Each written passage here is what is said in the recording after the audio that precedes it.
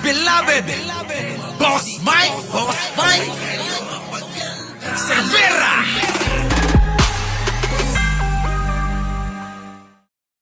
Pasok!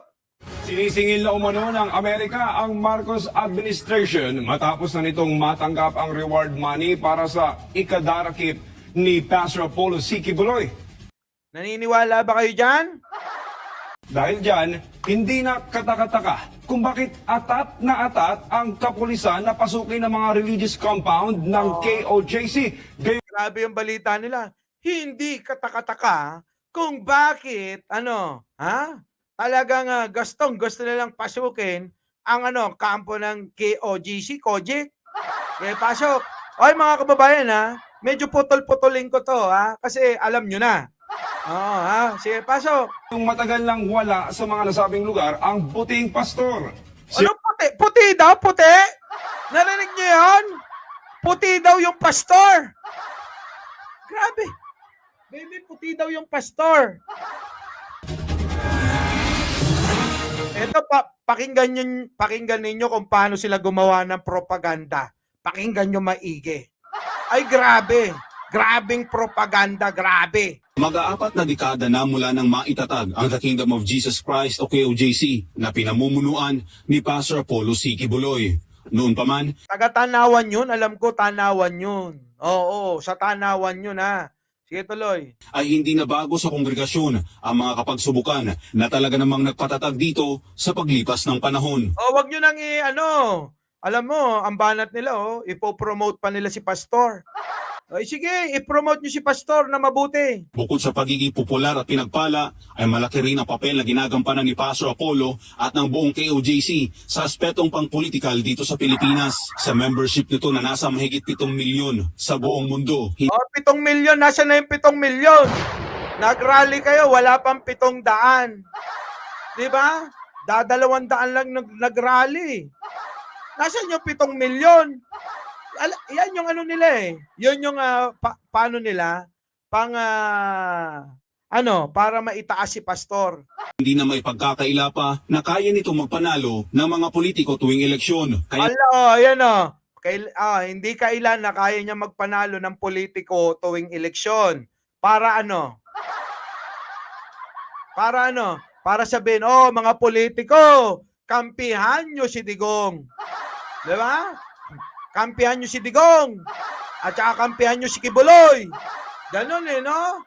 Grabe, no? Sige, tuloy nyo. naman kung inggit at inggit lang din ang pag-uusapan, marami ang pwedeng makaramdam nito. Inggit na inggit daw, Oy, mga inggitero kayong lahat. Naiinggit kayo. Sige, sama nyo ako. Mga naiinggit daw tayo, Ano naman nakakainggit kay Laban sa butihing pastor, isa na sa mga pasok sa listahang ito ang Amerika. Noon pa may sinabi na ni Pastor Apollo Ayan na, Amerika, atakihin na nila. Idadamay na si Pangulo. na walang magandang naitulong ang Estados Unidos sa mga Pilipino. Tutol din ang butihing pastor sa mga base militar ng Amerika dahil nag-iengganyo lang ito ng giyera sa ibang bansa. Kaya Anak ko, yan na naman yung gera nyo. Ang tagal-tagal nyo lang sinisabing gera. Ayun, nagkabati na sila. Di ba? Tagal-tagal nyo sinasabi ang gera, nagkabati na sila. Tuloy! upang matigil ang pagdami ng mga Pilipinong namumulat sa katotohanan at upang makontrol pa rin ng Amerika ang politika dito sa Pilipinas, Marami na bang namumulat sa katotohanan para paniwalaan si Pastor Kibuloy? Ewan ko sa inyo, Naniniwala ba kayo dyan, Jingkoy? siniwalat ni Pastor Apollo na ang nasa likod ng patong-patong na kaso na isinampa laban sa kanya ay ang Amerika gamit ang mga dating miyembro ng KOJC. Nauna na rin niyang sinabi Kita nyo, ginawa pang Ginawa pang katanga-tanga ang Amerika. Grabe, walang pinipili yung mga tao dyan. Pag nakagawa ka ng kasalanan talaga yan. Di ba? na nagbigay ang US ng $2 milyong na pabuya kapalit ng kanyang ulo. Kaya sa ikapitong press conference ng KOJC, Nagbigay daw ng 2 milyon. Eto na. 2 milyon daw, dolyar ang binigay. Grabe, 2 milyon. Sige, tuloy. nitong Sabado, isa sa mga ipinunto ng panel ay ang nasabing pabuya ng Tingnan nyo yung mga disusi ni Kibuloy, Oy, mga kababayan. Etong mga ito, disusi ng isang inaakusahan sa panggagahasa. Etong mga ito ha, Disusi, Nicky Buloy. Biruin nyo, ang mga nagpapaandar dito, ang nagsususi dito ay hindi, Nicky Buloy. Nanggahasa ng kabataan, minor de edad. Kita niyo yung naku. Ewan ko pa, minsan hindi mo na alam kung ano sasabihin mo sa mga ito. Sige, Disusi, Nicky Buloy. Sa madaling salita, Disusi, Nicky Buloy. Amerika na tinanggap na umano ng mga matataas na opisyal ng Pilipinas. Ayon sa SMNI anchor at miyembro ng Banateros na si Boss Dada, may Puta! Source nyo eto! Source nyo eto! Source daw nila eto, mga kababayan. Walang-wala na ang SMNI. Oy, SMNI! Source nyo! Si Dada! Sino ba yan? Sino? Grabe. O, sige, tuloy. ng Banateros na si Boss Dada, may O, si Boss Dada daw. Ayos si Boss Dada. Source nila. Ibang klase ang source. tanggap silang impormasyon na sinisingil na ng Amerika ang administrasyon ni Marcos Jr. dahil tinanggap na nito ang pabuya. Alak ka, sino? Sino ang nagsabi at sino nagbigay? Diba? Sino nag-abot? Sige nga, ayan yung magkakasama yung mga unggoy. Mga kababayan. Ayan magkakasama yung mga robot. Mga Disusi, Nicky Buloy. Kita nyo? Sige, tuloy natin. Sabi kanina kay Dada, Kay Dada, kay Dada. Sige, tuloy Ang source daw nila si Dada. Sige nga, kung source nila si Dada. Gaano katotoo itong mga reports na natatanggap natin na naniningil na daw ang United States of America? Alak ka! So, si Dada na pala ngayon ang pinagbabalitaan ng abay malaki ang tiwala kay Dada. Panis pala si Banat Bay dito. No, wala bang tiwala kay Dada na? Ay, wala na bang tiwala kay Banat Bay? Grabe, no? Di na nga, si Dada na nga, rebeton Kalahati doon sa kanilang itinalagang pabuya para mahuli ito si Pastor Apollo Kibuloy ay tila mo nakubra na yata. Again, Sir Jay, hindi Anong yata? Source ba yan? Ba't yata? Hindi sigurado yung source? May yata Grabe tong SMNI. Mga kababayan, Yata daw, yata. Sige, pasok. Shit. Source nyo, yata yung sinasabi. hindi po ito kinobra ng mga opisyalis sa baba. Ito po ay malamang sa malamang nakubra ng mga opisyalis na nasa taas.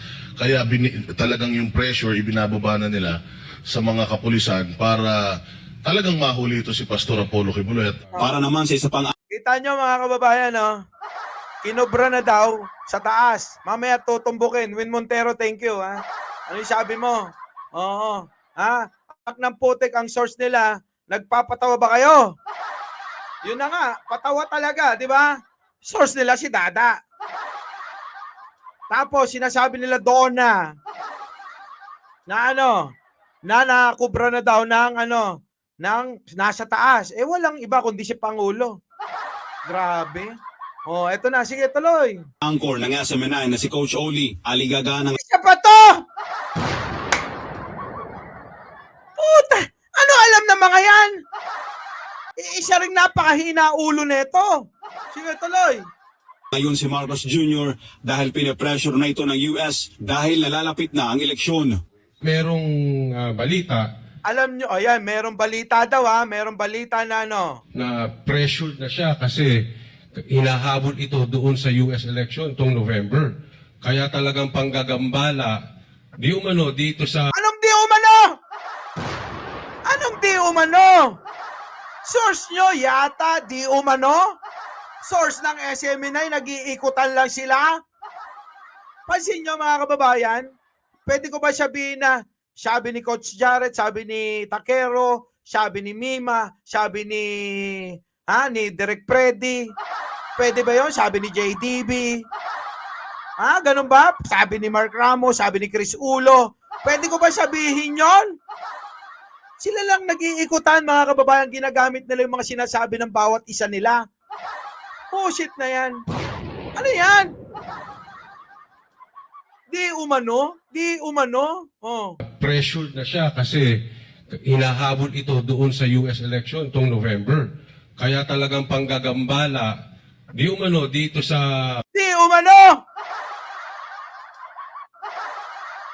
kay OJC at sa Davao. Dahil ito si Marcos ipine-pressure na at saka yung nabanggit kanina ni Boss Dada na 50% yung Oh, nabanggit ni Boss Dada daw. Sino ba yung Dada na yan? Oh, kaya sila nag-uutuan. Papatawa na lang tong mga ito eh. ay bayad na yung reward money. Bagay na kinumpirma Bayad na? Kanino binayad? Sige nga. Kanino binayad? Kasi puro lang salita eh. Di ba? Kanino binayad? Kanino inabot? Sino nagbayad? Sino nagabot? Dapat may ganon. Hindi yung bayad na. Sino? Wala. Mga boss, puro lang ito mga, alam nyo, binobobo nila lalo yung mga tagapakinig nila. ng Executive Secretary ng KOJC na si Sister Eleanor Cardona. Oh. May pressure. Ano sabi? Ano sabi? Oh. Ulit. Ano sabi? Oh. Na kinumpirma ng Executive Secretary ng KOJC na si Sister Kinumpirma daw, kinumpirma. Isa rin ito. Kinumpirma ha, kinumpirma. Oh, sige, pasok. Kinumpirma ng ano? Neto. Oh, Executive Secretary daw ito ng KOJC, kinumpirma daw. O ano? Eleanor Cardona. May pressure talaga ang pamahalaan ng Pilipinas May pressure daw talaga. Oh. May pressure talaga ang pamahalaan ng Pilipinas. Sige. para habulin, tugisin at kunin talaga si Pastor Apollo Quiboloy. Yun Para habulin, tugisin sino? Si Pastor Quiboloy. Oh. yung sinabi ni Ma'am Lorraine, maniwala na tayo Ano yan? Kinumpirma mo? Pero sabi daw na naman ni Lorraine Badoy, putik na yan, nag-uutuan kayo dyan. Ituturo naman ngayon si Lorraine Badoy. Kinumpirma niya. Tapos ituturo galing din kay Lorraine Badoy. Alak ng pating naman ang buhay talaga, no? Sipin yung maigi. Oh. Sabi dito ang liwanag eh. Oh. Tingnan nyo ha. Sabi dito. Oh, sige. Bayad na yung reward money. Bagay na kinumpirma ng Executive Secretary Patay na kinumpirma ng Executive Secretary ng KOJC. Walang iba kundi etong babae na ito. Oh, sige. Kinumpirma ha. ng Oh. KOJC na si Sister Eleanor Cardona. Oh, yan si Esther Cardona. Na kinumpirma mo ha. Oh. may pressure talaga ang pamahalaan ng Pilipinas para habulin, tugisin at kunin talaga si Pastor Apollo Quiboloy. Oh, may pressure daw talaga para tugisin. May pressure daw talaga ang pamahalaan para tugisin, habulin si Quiboloy. Okay. Yun yung sinabi ni Ma'am Lorraine, maniwala na tayo na ang pressure galing sa Estados Unidos, galing Oh, kita nyo, yun ang sinabi ni Lorraine Badoy. Maniwala na tayo. Pero mo maniwala daw kayo, hoy! Tapos kinumpirma mo, galing din pala kay Lorraine Badoy. Patawa tong mga ito, mga kababayan, patawa talaga. O tapos, si Lorraine Badoy naman, ano kaya sasabihin? Tuloy natin. Baka mamaya sasabihin, ituro na si Maharlika. Sige, tuloy. nga doon yung kaso. Ilang beses na po yung sinabi ng aming mahal na pastor. Oh, tapos napunta kay Pastor. Si Badoy muna. Oh. Talaga ang pamahalaan ng Pilipinas para habulin, tugisin at kunin talaga si Pastor Apollo Quiboloy. Yun yung sinabi ni Ma'am Lorraine, maniwala na tayo na ang pressure galing sa Estados Unidos, galing Oh, kita nyo? Oh, yun maniwala na to kay Lorraine Badoy. Oo, di ba? Sabi ni Lorraine Badoy nga doon yung kaso. Ilang beses na po yung sinabi ng aming mahal na pastor. Oh, ilang beses na sinabi, hindi namin pinaniniwalaan na yung pastor nyo. Una, maraming kaso sa Amerika. Ikalawa, kahit dito sa Pilipinas, ilang beses nagsinungaling. Sabi niya, a-attend siya kapag nasa korte na ang kaso. Hindi pa rin nagpapakita, sinungaling. Paano paniniwalaan yung ganyan? Ang daming alibay nung iniimbitahan sa Kongreso, sa Senado. Na dadalo lang daw siya kung nasa korte. Ayaw niya dumali doon sa Senado at saka Kongreso. Kaya dadalo sa korte kapag nasa korte na. Wala naman sa korte. O, di ba? Nawala na yung mga iba. Nawala na, ayaw na nilang pakinggan to. Nasasaktan na yung mga basher natin. Yung mga nanonood lang dyan, nasasaktan na. Ayaw nila ng katotohanan, mga kababayan. Sige, tuloy. No, na meron talaga ang nasa likod nito lahat, ang Amerika. Paliwanag pa Ano ninyo? Ano ang ebidensya nyo? Ipakita nyo. Hindi puro laway Kayo lang nag-uutuan. Diba? Puro laway lang.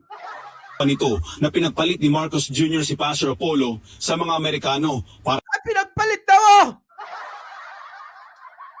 Kita nyo mga kababayan, kasalanan na naman ni Pangulong Bongbong Marcos. Kaya pinipressure na daw, nagagalit na nga daw.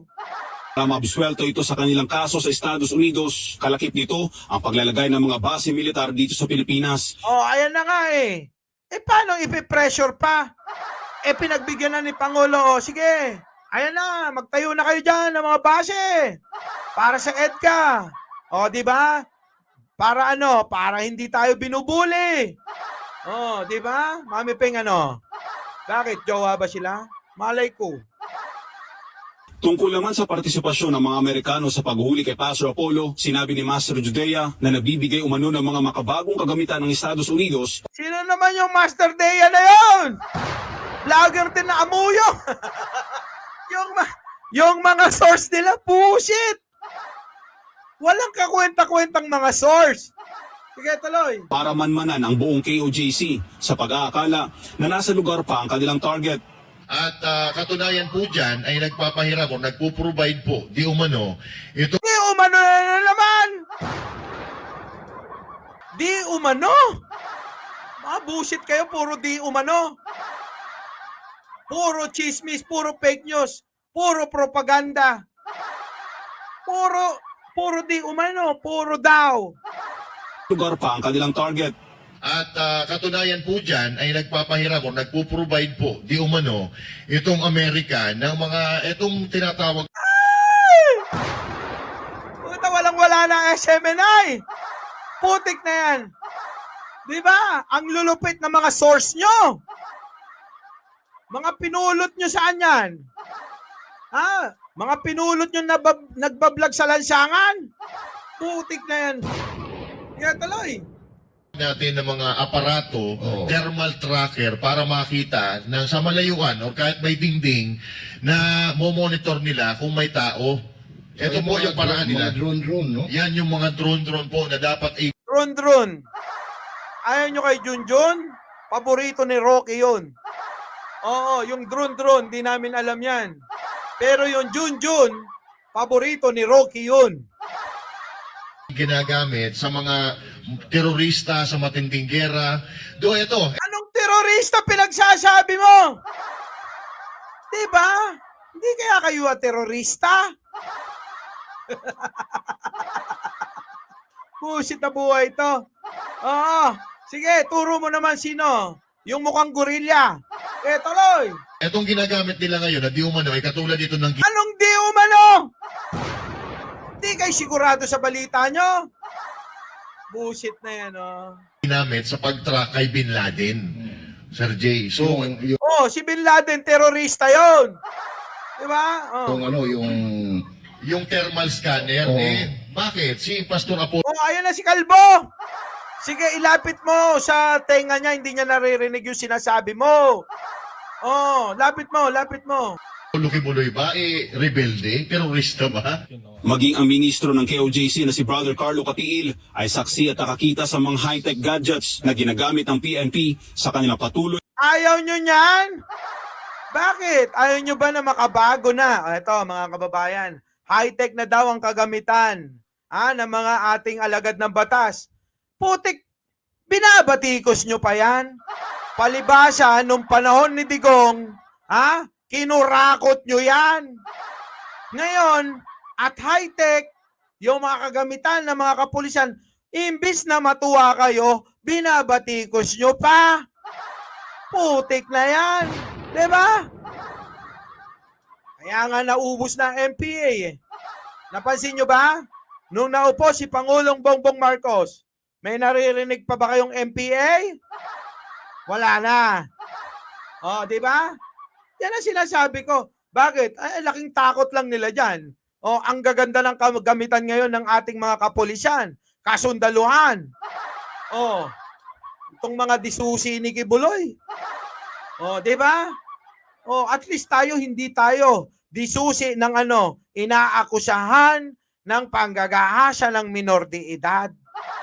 At kung ano-ano pang mga kaso. Di ba? Yan yung pagkakaiba. Tuloy. Na panggigipit sa KOJC. Biruin mo, mga listening device. Ganon sa harapan, palagi po nakatutok sa amin, mga telescope nila, yung mga thermal scanner. Bakit? Masama ba? Di ata ito nanood ng ng Mission Impossible, Grabe yung mga dapat, diba, Shiro Kansaki? Ano ngayon kung gamitan ng mga makabagong teknolohiya? Palibasa, ito siguro pinanganak ng utot. Di ba? Tuloy. Nila, lahat yan puro panggigipit kasi may deadline nga. Anong panggigipit may deadline? Ilabas nyo, sige Buloy. Paharapin nyo sa korte, ganun lang kadali yan. Kawawa ang mga naniniwala sa SMNI. Totoo yan. Nananatiling mga mangmang bobo at tanga. Oo, yung mga naniniwala dyan, nananatiling bobo at tanga. Our beloved Boss Mike.